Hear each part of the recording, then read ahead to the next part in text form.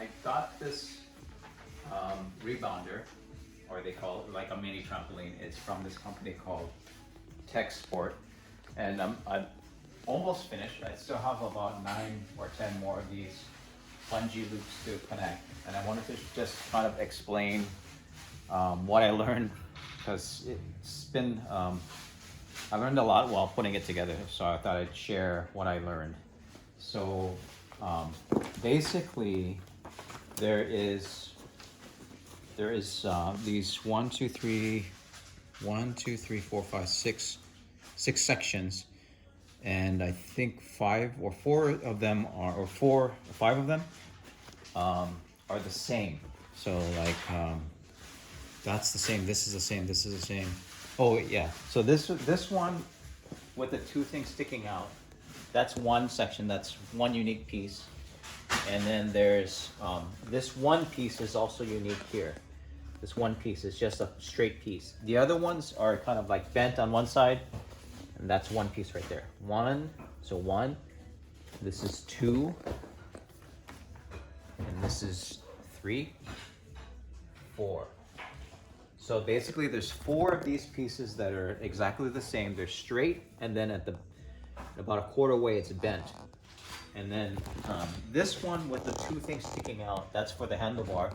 So that is the front of it, right? So the first thing you want to do is lay out all the pieces, and so get it into this shape. You may not even connect them together.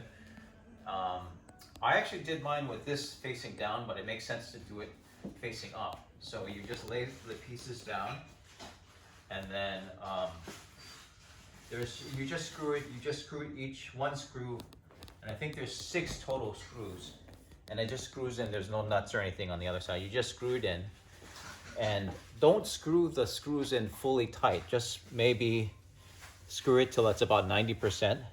So you don't want to tighten these screws yet. Just screw them all and leave them like 10% loose, right?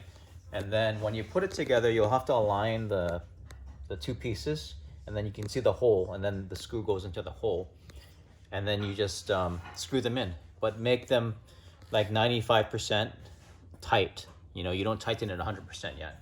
Then after you have it basically together, you want to flip it upside down. Or what I did was these legs just screw on. You see, legs just screw on like this. So then I guess I would recommend doing the legs once you do the frame. So you're not going to have this on yet. It's just going to be the frame, right? So you just screw it on. Then I would recommend putting the frame down with the legs, and then kind of making sure that all of the legs are flat and level on the ground. It's not like wobbly, you know, it's not wobbly. And then once it's stable on the ground, then try and tighten the screws. Then tighten it all the way. So this won't be here, so you can just tighten the screws. And I would definitely use like a screwdriver like this to tighten it. You know, a strong screwdriver. I mean, it comes with this screwdriver, but you know, I don't think you're gonna get much leverage, and you might ruin the grip, I guess, of the screw. So you don't want, basically, yeah, you don't want to strip the screw head. It's a Phillips head, so if you use this, you might strip it, right? So this, with a screwdriver like this, you can actually put a lot more pressure into the grooves, into the Phillips, the cross, right? And then tighten it even tighter. You can put more pressure on here and tighten it tighter, rather than something like this, right? You have less pressure. So you can tighten these. Yeah, in fact, this is kind of loose, you see. So I guess every once in a while you probably have to tighten those 6 screws. And then you kind of turn it upside down. Then you need to put this mat on, right? So what you need to consider is that these two poles, that's the front of because this is where the handlebar is going to be, right? So if you flip it this way, so the logo Techsport has to be facing the front here, right? So you want to have Techsport facing the front where the two things for the handlebars are, right? Okay, so when you flip it upside down, then so here's the handlebar. You're gonna basically put the mat down. You're not gonna have any of these bungees. You're just gonna put the mat down. But then when you flip it up, you're gonna make sure that the logo is facing the correct way, right? Techsport is facing the correct way. Then you want to start putting on the bungee cords, and you have to basically do one side first. You want to do the corners first. This corner, then once you do like one or two of these, let's say you do this one, then you would go to the opposite side. Then you would do this side, right? You do this side. And then you probably do the other side here. So 1, 2, 3, and then maybe you go back and do the other side, 4. And then you want to do this, let's say this side, right? Then you go direct opposite and do another one, this side. And then maybe you do this one, and then you do this side. And I gotta say, like, in the beginning, it's really easy. You know, you just put on two, let's say these two cords, and then you go on the other side, and then you have this stretched out. I think it was after I stretched out this one side, when I went to this other side, there's one of them where it was really, I had to really stretch it out. It seemed like this was a huge gap here, and I had to stretch it out much further than some of the other sides. But I guess in the end, it's gonna kind of balance out. But let me show you the technique for putting these loops on. Because at first, let me show you. So I have a few more. So now I'm gonna do, see, I have two here, and then on the other side I have this one. So let me do one of these. And at first I was like, oh, this doesn't fit in there, you see? It doesn't go into this loop, it's not big enough. But you basically, the bungee cord without the metal clamper goes in there easily, and then you just slide it in. So this metal crimp thing goes in the middle there. And then it comes with the tool. Let me show you the tool. Yeah, the tool is like this, okay? And actually, I saw the video that they gave, and you can actually do it by hand. You see, like this one, I can just do it by my hand like that, right? But for some of them, honestly, this was super easy, but some of them, like the space was really far out. So you have to have a lot of strength to actually pull it over. And so you see here, I'm putting the black part, the bungee cord side in, and then sliding it in to get the metal crimp portion in the middle of this hook, right? Then you put it underneath, right?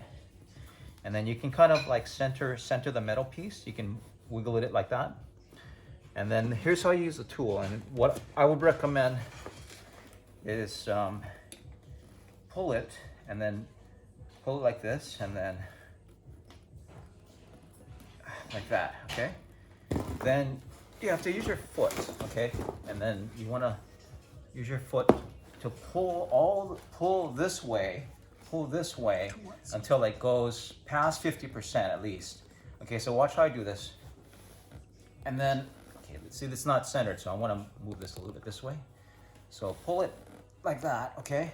Sometimes you have to pull it really hard, and then you want to hurt your back. If you could just do it like that, but I would recommend, if you don't want to hurt your back, to just move your body, your whole body like this, right?